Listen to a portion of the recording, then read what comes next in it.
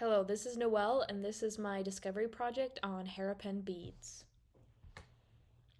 For my discovery project, I'll be creating Harappan-inspired beads and create a bracelet with those beads. This is relevant to our course because we discuss the Indus Valley and the civilization that lived there. One period of the civilization that was there was the Harappan civilization. It was also known as the Bronze Age. I've done my best to create beads and a jewelry item that is Harappan inspired and researched about the topic. Here are some jewelry items that were found from the civilization. As you can see, they're very beautiful. A lot of the stone beads were made from steelite, which is a stone, and they were a fired stone. But they also used materials like lapis lazuli, carnelian, agate, and jasper, along with other rocks and minerals. But mainly they use steelite or stone.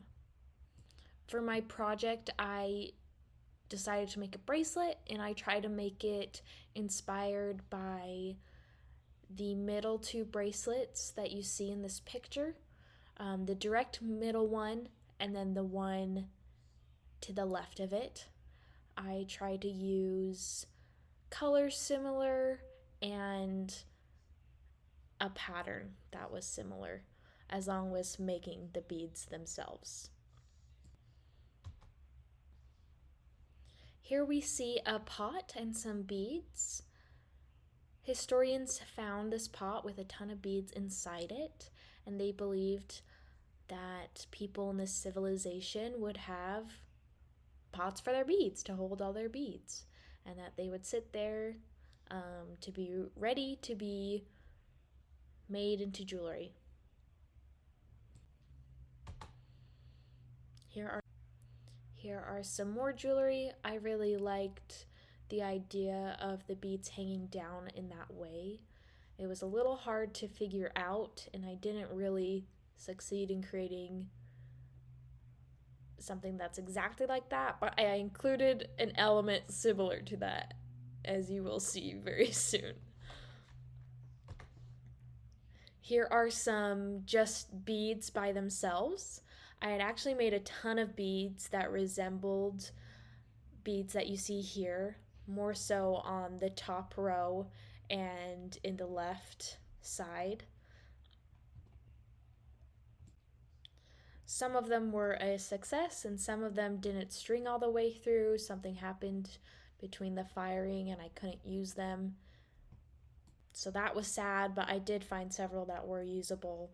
So with what I had, I made a bracelet, and I could have made more, but I was struggling figuring out how to do it correctly. So I just did the best with what I could. Here are some even more beads that I took inspiration from.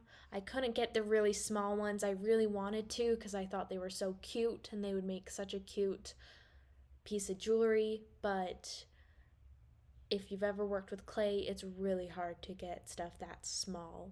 That is something that I think is really neat on how they would do that and how they made beads just that tiny. Okay, this will be my video. I do apologize beforehand, just if you can't see exactly everything. Sometimes I would go off frame or the camera would slip a little bit, or I would forget what I was, to be in frame of the camera, and so I just apologize, but it's all there. Anyway, so I started by rolling out all of my beads, and then I would pierce them with the needle to make the hole so that they could string on, and then I fired them in a kiln firing to be hardened. After that, I have them and I started painting them in colors similar to what I saw in those pictures. I did red, blue, brownish white, and then regular brown, and then I strung them on some twine or some it was a mix of cotton and twine, I think. Um, and I did a pattern that I thought was cute, and I included one bead that was blue, kind of like the lapis lazuli. A lot of the beads I saw, most of them would be stone, and then one would be like a special lapis lazuli or carnelian. So that's kind of what I did with that blue bead there, and I tried to make it hang down like we also saw. I couldn't figure out how to do that a ton of times, so I only did it once. But there is my bracelet inspired by the Harappan civilization. Here are my works cited for all of my research and inspiration, and thank you for watching.